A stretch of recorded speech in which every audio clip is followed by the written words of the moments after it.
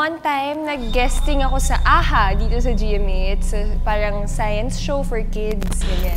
Last year to, natatandaan ko, for Halloween special. So, dinala nila ako sa isang church sa Bataan. Isa siyang old church. I forgot yung name ng church eh. Pero, dun daw namatay sila Basilio, si Crispin, yung mga ganon. Tapos, ang mission ko is naka-GoPro lang ako. And then, papasok ako sa church ng 3 AM, nang ako lang mag-isa. Tapos, totally walang lights. Eh, wala kasi akong third eye, tapos hindi ako lapitin eh. So, parang, sabi ko, kaya ko yun. So, ayun na, yung bago ako umenter, super old church kasi siya. So, syempre, kinabahan ako ng sight. So, medyo maingay ako, sumigaw ako and all. Tapos, bago ako pumasok, biglang nag-close yung door, tapos nag-fluctuate yung GoPro.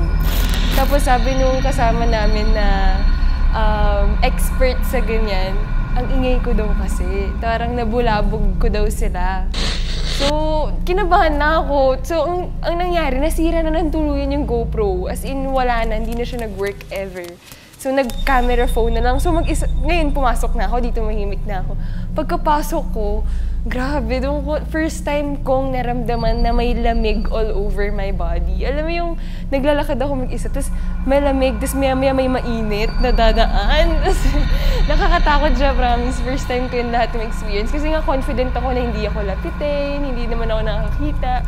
So, yun na yung pinaka-nakakatakot kong experience so far. Sabi niya sa akin, kasi anak, nakita kitang walang ulo.